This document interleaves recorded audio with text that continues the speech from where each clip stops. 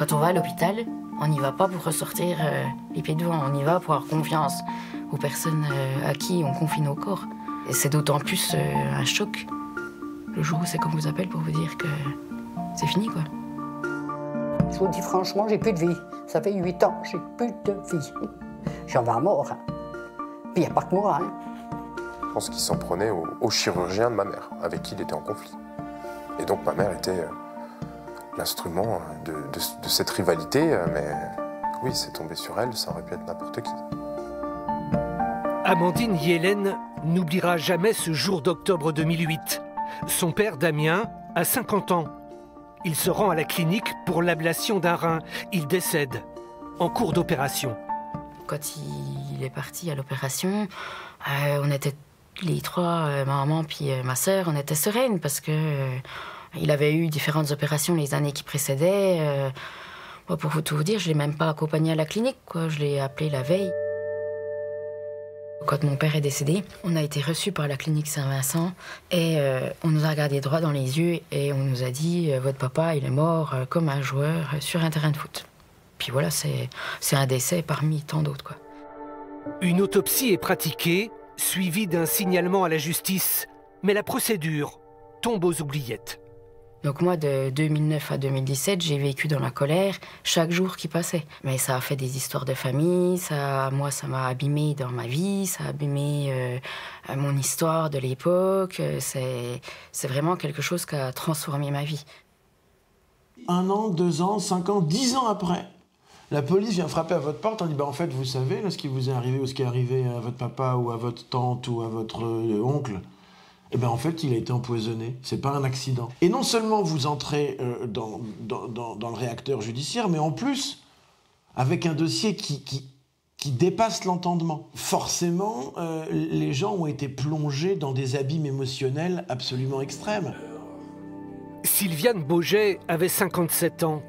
Seule sa photo accompagne désormais son mari et ses fils.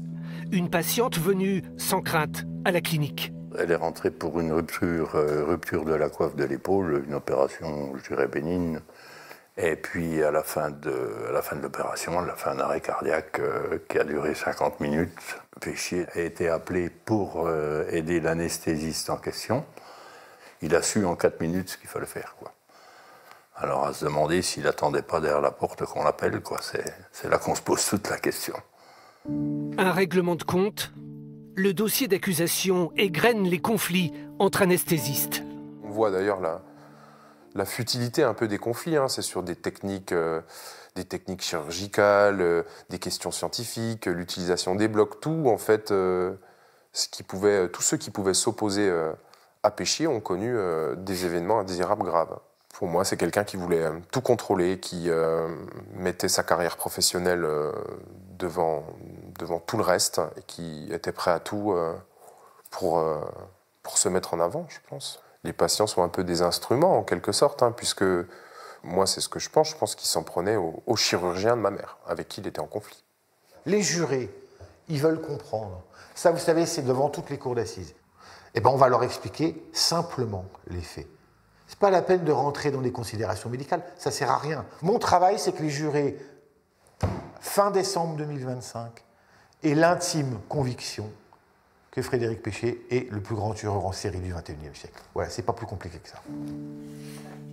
Jean-Claude Gandon est un miraculé. L'ancien artisan plombier et son épouse n'ont rien oublié de leur rencontre avec le docteur Péchier. Moi, c'était l'ablation de la prostate, et puis par robot. Hein. Et puis j'ai fait l'arrêt cardiaque au bout de 20 minutes, je crois. Voilà. J'ai eu M. Péchier qui est venu me voir. Il m'a tapé sur la cuisse avec sa main. Puis il m'a dit « Vous ne faites pas de soucis, Madame Gandon. Il ne boit pas, il ne fume pas, il n'a pas de mauvaise graisse, il va s'en sortir. » Et il m'a parlé comme je vous parle. J'arrive pas à comprendre ce qui a pu se passer dans sa tête pour s'amuser avec les gens comme ça. Même si c'est pour faire le malin, il y avait quand même des risques, quoi. Tous les jours, tous les jours, tous les jours. Que bon Dieu fait, tous les jours, je pense à ça. Tous les jours. On dort avec la télé. Parce qu'il a peur de ne pas se réveiller. Non, on n'a plus de vie. Voilà, on n'a plus de vie. À quelques jours du procès, ceux qui nous ont reçus placent chacun une part d'espoir dans la justice. Ça me paraît important qu'ils parlent d'elle, pas seulement comme un dossier, mais qu'on s'arrête un peu sur elle et qu'on parle de tous les autres, de tous ceux qui ont eu la vie brisée à cause de ce dossier. Ouais. Et je pense que 4 mois, ça sera le temps pour le faire. Ouais. Ça fait 17 ans que j'attends ça, donc il n'y a pas... Si j'arrive à tenir psychologiquement et physiquement, j'y serai tous les jours. Peut-être qu'il dira quelque chose. Si c'est pas lui qui sait. Si c'est pas lui qui sait. Il y a quelqu'un quand même.